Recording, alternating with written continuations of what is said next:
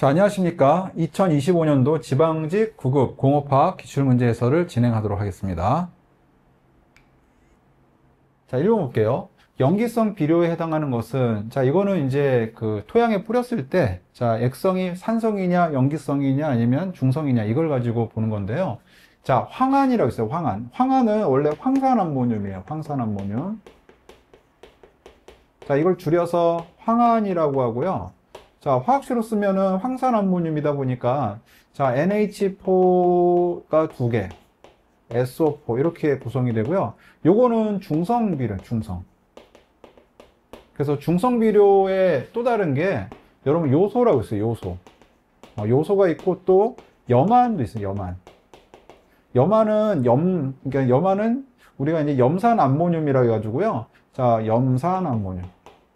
염화암모늄입니다. 제가. 네.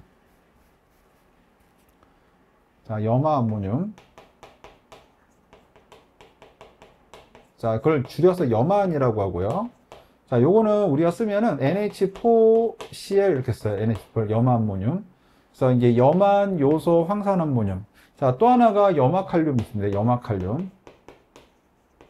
염화칼륨. 그래서 보통 염화칼륨 KCl이라고 부르죠. 염화칼륨.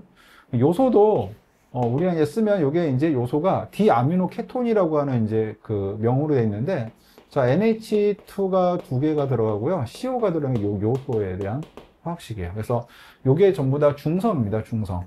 그래서 황안도 중성, 중성비료. 그 다음에 염화칼륨 여기 있네요. KCl로 되어 있는 염화칼륨도 중성비료. 황안도 중성. 그러니까 여기서 염기성을 찾는 거죠. 그 다음에 이제 용성인데요. 여기 인이라고 써 있잖아요. 여기도 인산석회 이렇게 써 있죠. 그래서 요 인이라고 써 있는 게 인산을 의미하는 거고, 이 비는 비료를 의미합니다. 그 용성인비라고 하는 게 이게 이제 그 고온으로 용유시켜서 만든 인산 비료를 의미하는 건데요. 요게 염기성이에요, 염기성. 그래서 염기성이 갖는 것 또 하나.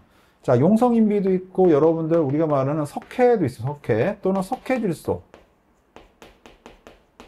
이런 것들이 전부 다 염기성이에요, 염기성. 그래서 여기서는 정답 2번에 해당하고, 염기성, 석회나 석회질소도 염기성이다. 염화칼륨은 중성이다. 그럼 이거 뭐냐? 중과린산석회. 자, 과인산석회. 자, 중과린산석회랑 그 다음에 과인산석회. 과인산석회도 있어요. 그러면 이제 여기서 인산에 대한 그 어떤 비율이 많이 들어간 게 중과린산석회죠. 왜 중자가 들었으니까. 이런 것들은 산성비료를 의미해요, 산성비료. 그래서 중성비료, 그 다음에 염기성비료, 요런 것도 알아두시고, 중성비료, 산성비료, 요것도 좀 기억을 해주세요. 그래서 염기성비료에 해당하는 것은 2번이다.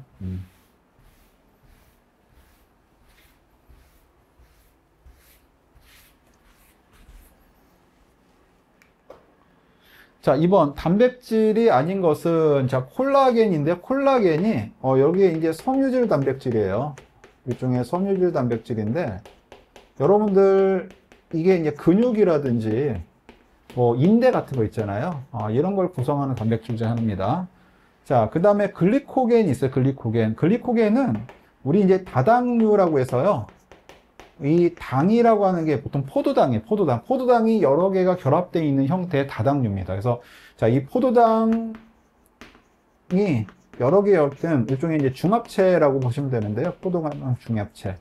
그래서 이 글리코겐이 분해되면 포도당이 나오고요. 포도당이 다시 합성해서 글리코겐 형태로 저장이 돼요. 그러다 보니까 정답은 2번이고요. 그 다음에 아밀라제라고 하는 거는 효소인데요, 효소. 효소는 단백질로 구성되어 있습니다. 그래서 아밀라제는 녹말을 분해시키는 효소입니다. 그래서 녹말을 아밀로스라고 하는 아마 엿당으로 분해할 거예요. 녹말 분해시키는 효소. 그 효소는 일반적으로 단백질로 구성되어 있어요. 그 다음에 헤모글로빈은 여러분 산소를 운반하는 거잖아요. 그래서 요게 두 개인데요. 햄이라는 게 있어요. 햄. 그 다음에 글로불린이라고 하는 게 있어요. 그래서 이 햄이라고 하는 거랑 글로불린이 합쳐져 가지고 헤모글로빈이 됐는데, 자, 이 햄은 여러분 일종의 이제 그 안에 철 원자가 같이 있어가지고 거기에 산소가 같이 결합을 합니다. 그래서 이 글로불린이 구형 단백질이에요. 그래서 이렇게 결합돼서 이렇게 형성되는 게 헤모글로빈에서 헤모글로빈도 결과적으로 단백질 구성이 되어 있습니다. 뭐 100% 단백질이다 얘기할 수는 없지만 헤모글로빈도 주로 단백질로 구성되어 있어요. 그래서 단백질이 아닌 다당류는 글리코겐이다 라고 보시면 됩니다. 예.